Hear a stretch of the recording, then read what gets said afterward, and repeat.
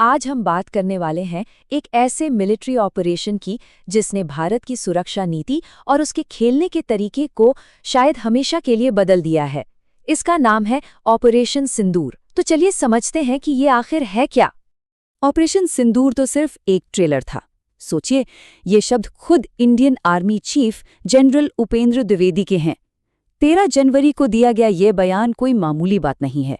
ये सिर्फ एक ऑपरेशन की कहानी नहीं, बल्कि आने वाले भारत की एक झलक है। तो सवाल ये है कि इस ट्रेलर के पीछे की पूरी पिक्चर क्या है। तो चलिए सबसे पहले ये समझते हैं कि इतने बड़े और निर्णायक सैन्य अभियान की जरूरत पड़ी ही क्यों। आखिर इसकी चिंगारी कहाँ से भड़की। इसकी जड़ें हैं पहलगाम में हुए कायराना आतंकी हमले में। ऑपरेशन सिंदूर उस हमले का एक सीधा और सपाट जवाब था। एक ऐसा जवाब जिसने ये साफ कर दिया कि अब भारत की चुप रहने की नीति बदल चुकी है। तो चलिए अब इस ऑपरेशन के अंदर झांकते हैं।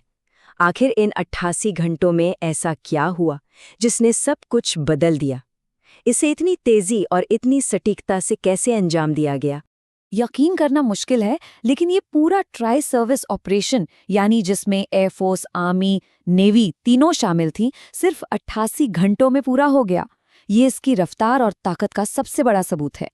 लेकिन इन 88 घंटों में भी जो सबसे अहम थे वो थे शुरुआती 22 मिनट।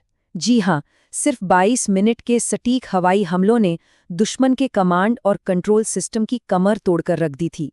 खेल तो वहीं खत्म हो गया था। अब जरा इन आंकड़ों पर नजर डालिए। पाकिस्तान और पाकिस्तान अधिकृत कश्मीर में कुल 9 आतंकी कैंप्स को टारगेट किया गया और उनमें से 7 को पूरी तरह से नेस्तनाबूद कर दिया गया। पूरी तरह से। नतीजा 100 से ज्यादा आतंकी ढेर। लेकिन, और ये बात बहुत जरूरी है, इस पूरी कार्रवाई में एक भी आम नागरिक को खरोच तक नहीं आई। ये भारतीय सेना की प्रिसिजन यानी सटीकता का कमाल था।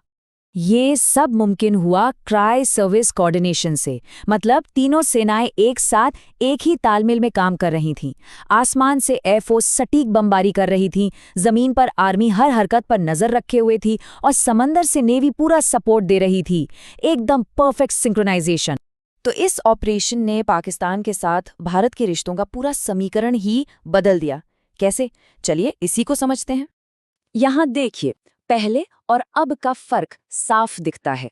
पहले क्या होता था? पाकिस्तान की तरफ से न्यूक्लियर ब्लैकमेल की धमकी। अब भारत ने साफ कर दिया कि ये झांसा अब नहीं चलेगा। आतंकवाद पर अब जीरो टॉलरेंस की नीति है और हर हिमाकत का जवाब एक निर्णायक कार्रवाई से दिया जाएगा। खेल के नियम बदल चुके हैं। और इस नई नीति को एक लाइन में समझना हो तो वो है ये: पानी और खून एक साथ नहीं बह सकते। इसका मतलब सीधा है, अगर आप आतंकवाद को बढ़ावा देंगे तो फिर सामान्य रिश्तों की उम्मीद मत कीजिए, सब कुछ बंद। और पाकिस्तान का जवाब? वो तो और भी अजीब था। उनकी जो ड्रोन्स और मिसाइलें थीं, उन्हें तो हमारे एयर डिफेंस सिस्टम ने हवा में ही रोक दिया। और जब कुछ नहीं चला तो पत्थरबाजी जैसी पाषाणियों की तरकीबें अपनाई गई। आखिरकार उन्हें घुटने टेकने पड़े और सीज फायर के लिए मजबूर होना पड़ा। लेकिन इस कहानी का असर सिर्फ पश्चिमी सरहद तक ही नहीं रुका। इसकी लहरें पूरब तक भी पहुंची। जी हाँ, इस ऑपरेशन में भारत की पूर्वी सीमा यानी बांग्लादेश के लिए भी एक बहुत बड़ा संदेश छिपा था। संदेश ये था कि भारत अपनी पूर्वी सीमा पर भी उतना ही चौकन्ना है। अवैध घुसपैठ हो या भारत विरोधी गतिविधियां, कुछ भी बर्दाश्त नहीं किया जाएगा। और भारत की डीप स्ट्राइक कैपेबिलिटी यानी दुश्मन के घर में घुसकर मारने की ताकत किसी भी आतंकी नेटवर्क को कहीं भी कभी भी तोड़ सकती। और बात सिर्फ पूरब की नहीं है। इस ऑपरेशन का सबसे बड़ा रणनीतिक संदेश तो उत्तर में बैठे चीन के लिए था। चीन को ये संदेश गया कि भारत अब ग्रे जोन ऑपरेशंस का मास्टर बन चुका है। मतलब न युद्ध न शांति वाली स्थिति में कैसे एक्शन लेना है, ये भारत को बखूबी आता है। जो क्षमता पाकिस्तान के खिलाफ दिखाई, वही क्षमता LAC पर भी मौजूद है। और हमारा एयर डिफेंस सिस्टम किसी भी ड्रोन या मिसाइल खतरे से निपटने के लिए तैयार है। और ये संदेश हवा में नहीं दिया गया। इसका सीधा ताल्लुक उन जमीनी हकीकतों से है जो हम दशकों से देख रहे हैं, चाहे वो अक्साई चिन हो, अरुणाचल प्रदेश हो या फिर शक्सगांव वैली। ये संदेश इन्हीं विवादों के संदर्भ में दिया गया है।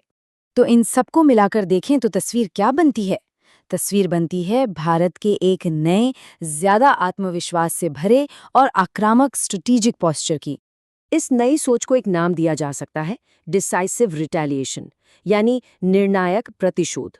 ये एक ऐसा सिद्धांत है जो कहता है कि अब किसी भी हमले का जवाब तुरंत, जबरदस्त और कई मोर्चों पर एक साथ दिया जाएगा, ताकि दुश्मन भविष्य में ऐसी कोई भी हरकत करने से पहले 100 बार सोचे।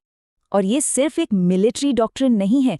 जैसा कि जनरल द्विवेदी ने इशारा किया, ये भारत के एक बड़े विजन का हिस्सा है, विकसित भारत 2047। क्योंकि एक विकसित और मजबूत राष्ट्र बनने के लिए एक मजबूत और निर्णायक सेना का होना बहुत जरूरी है। तो आखिर में एक बड़ा सवाल हमारे सामने है। जैसे जैसे भारत अपनी इस नई सैन्य ताकत का प्रदर्शन कर रहा है, पूरे दक्षिण एशिया की स्थिरता के लिए इसके क्या मायने होंगे? ये एक ऐसा सवाल है जिसका जवाब आने वाला वक्त ही देगा और जिस पर हम सबको सोचने की जरूरत है।